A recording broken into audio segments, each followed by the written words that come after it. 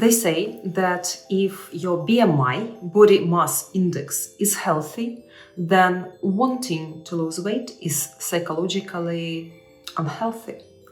Is this true? And why BMI is an evidence-based measurement tool used in research, in public policy, but we cannot get a lot of use out of it when talking about personalized approach to health and weight loss. So why BMI is not an ultimate measure for health? I'm Olga Onoshenko, PhD.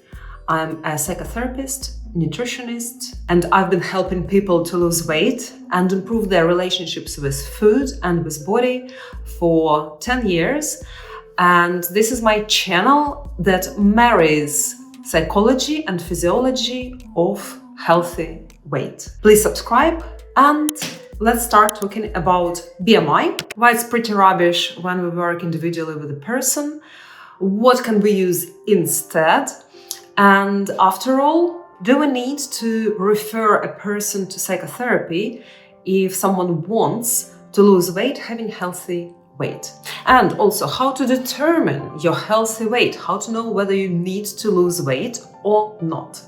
So what is body mass index? This is your weight in kilograms divided by your height in meters squared. So my body weight is 63.5 kilograms, divided it by 1.73 meters squared, and we get BMI of 21. My BMI is 21. It's within healthy range.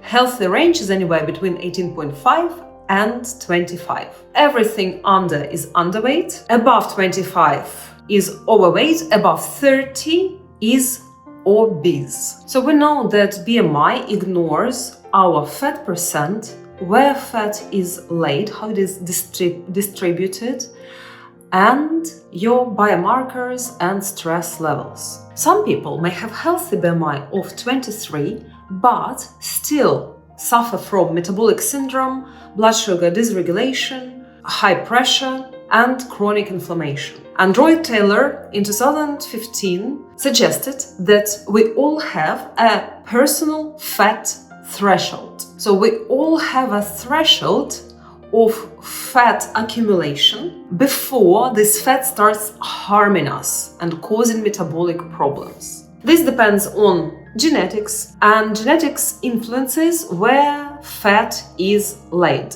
Some people may store a lot of fat subcutaneously under the skin, and this is healthy fat.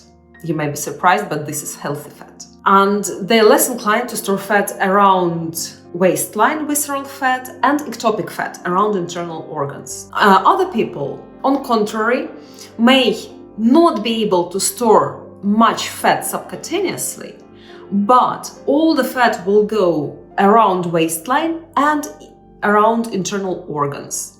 And this fat is damaging. This fat is dangerous. You probably all have someone you know who is not overweight, but suffer from diabetes, type 2 diabetes or pre-diabetes. And of course, this can be caused by many factors, genetics, stresses, and so on, but more often than not, it means that they actually just stepped over the personal fat threshold. Such people cannot afford to gain much weight. So let's take a look at Roy Taylor's work. Here is a table showing exhibits A, B, and C. Red circles in picture A represent people suffering from diabetes. There are two vertical gray lines. First gray line separates healthy BMI from overweight. Second gray line separates overweight from obesity. And you can see at the bottom we have BMI measures 20, 25, 30, 35, 40. From this picture we can show that people who suffer from diabetes are not all overweight or obese. There is a certain proportion of them who are normal weight. This is what they found in the research. In picture 2, blue circles appear. They represent same people before they gained weight and before they got diabetes. Some people were in normal weight, some people were obese and overweight. And this picture shows that overweight and obesity correlate perfectly with type 2 diabetes. But the most interesting is picture C, which shows 3 individuals. One person is in normal weight category but still has diabetes, and all it took this person is to shift from body mass index 21 to 24 approximately to get diabetes. Second 2 circles, blue and red, in the middle area, represent a person who's been in overweight category, then gained weight and stayed in overweight category, but this new fat, this gained fat contributed to metabolic syndrome and diabetes. And there is another person who's been in obese category and also was healthy before, but then gained more weight and got diabetes. What's the most important thing this research shows is that everyone who lost 15 kilograms of weight returned their blood sugar regulation to normal. So they reversed diabetes. Mind you, they all stayed in the same category. The one who used to be normal weight stayed in normal weight. The one who used to be before diabetes, once they got diabetes and then lost weight and still have BMI of between 25 and 30. And then second person remained in overweight category and third person remained in obese category. So they didn't need to shift into healthy weight category to reverse diabetes. All they needed is to lose 15 kilograms of weight. And this supports personal fat threshold hypothesis.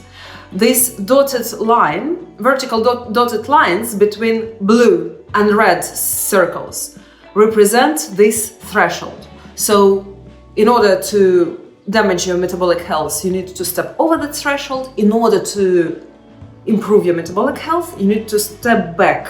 So this research says that yes, overweight and obesity increases risk of diabetes, but it's all individual and BMI doesn't tell us the whole story. And since 2015, this theory has been supported with a lot of research.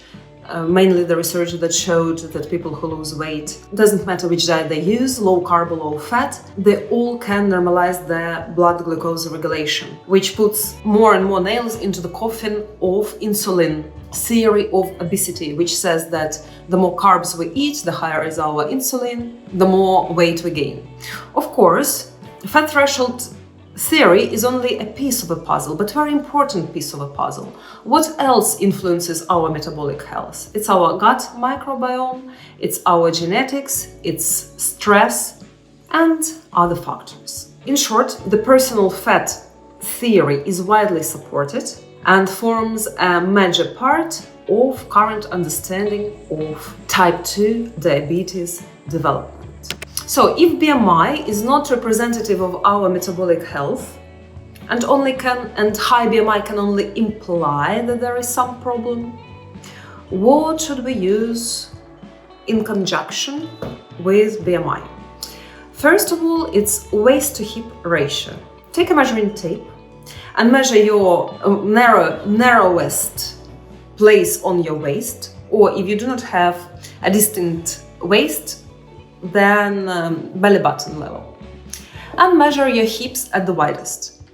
Divide waist by hips. The index of 0.85 is maximum healthy for a woman and 0.9 maximum healthy for a man. There can be a problem even if your BMI is normal. But if your BMI is high, can it be also normal? Yes, when you're an athlete and you have a lot of muscles, BMI doesn't account for muscle mass. Please take a look at the picture. You can definitely see that this person with BMI 32 is healthier and fitter than the person with BMI 24.6. This rugby team are all obese and overweight, but they all have six-pack. There is no way they are unhealthy. My personal example, I weigh 63.5 kilograms, my height is 173, my BMI is 21, but I have more muscle than average woman. It means that my BMI of 21 actually is better than someone else's BMI of 21 who doesn't have this healthy muscle mass. So how to correctly interpret your BMI? If your BMI is normal, but your blood glucose is dysregulated, if you have a high pressure, if you have high inflammation levels and low energy, then you need to research in depth because there could be some metabolic problems. If your BMI is higher than normal, but you're active, you have good muscle mass, you're fit, you feel good, your biomarkers are good, then probably you don't need to lose much weight. What biomarkers we're talking about? These are HbA1c, glycated hemoglobin, which represents glucose levels over 2-3 months. It would be also useful to know your fasting glucose, even better to know your fasting insulin and your HOMA-IR index. That would represent your insulin sensitivity, which can be a better indicator than of your metabolic health than HbA1c. Glucose tolerance test will be amazing. When you measure blood glucose, then you drink a set amount of glucose and then remeasure blood glucose in 2 hours, which will show how well your body copes with glucose. This is also a really good indicator of metabolic health. Your lipid profile would be an indicator of your metabolic health, can be one of indicators of your metabolic health. LDL, HDL, triglycerides. Inflammation levels such as C-reactive protein and your blood pressure. Now, what to do if your BMI is healthy, your biomarkers are healthy, but there are still some habits you would like to change that would help you lose weight. This can be totally healthy desire. I'll give you my example. Currently I weigh 63.5, but a couple of years ago I weighed 67, 68. At some point many years ago I burned out and then stopped exercising whatsoever for a couple of years. Is it healthy? It's not. So it was a certain psychological problem that I needed to work through in therapy. So now I exercise every day, I enjoy it, it contributes to my health, to my energy level, and it helps me to maintain weight a little bit lower than I used to have. Those 67, 68 kilograms were healthy. I had no problem with blood glucose or lipid profile. But I still wanted to get rid of these psychological problems, and I wanted to fit into my size 10, UK size 10, a little bit better. Another problem was I tend to eat when I'm not hungry. I do not binge, I do not overeat to discomfort, but I do chew something calorie dense when I'm under pressure or I'm tired or I need to do something I don't want to do. So I solved that problem in therapy as well, and that helped me to just stop overeating. And this helps me now, both increased level of activity and getting rid of overeating helps me to maintain lower weight. And I've heard many times that dietitians and psychotherapists say if you have healthy BMI and everything is good, your desire to lose weight is problematic because you probably are influenced by diet culture, you are a victim of patriarchy, you're subconsciously trying to fit into unrealistic beauty standards of modern culture. And this may be true, but maybe not. It all depends. A desire to be a little bit leaner because you want so and not because you want to please someone's eye can be healthy. For example, I feel better when my size 10 clothes fits well. I feel better when I do not overeat emotionally. I feel better when I exercise.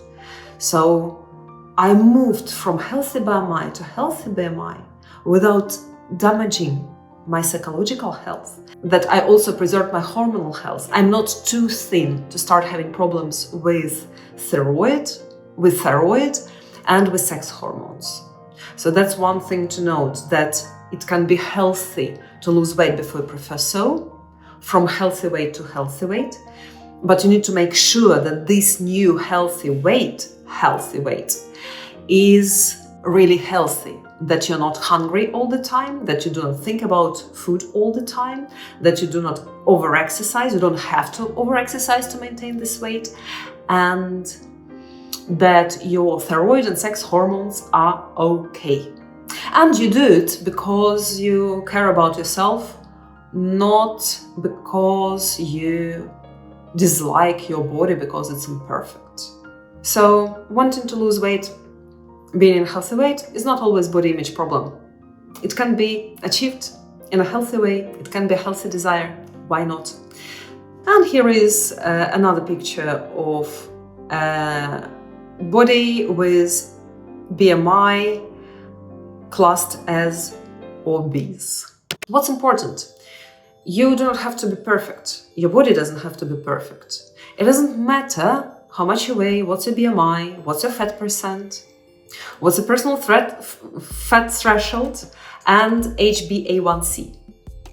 Your body deserves respect and care, and it needs to be taken care of, not because it's bad or unhealthy, but because it's worthy, and you are worthy.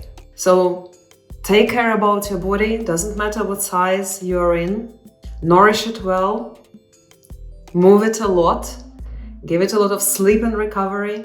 Follow this channel, like this video, it was useful, ask questions in comments, or say me a hi in comments, it will help my channel grow.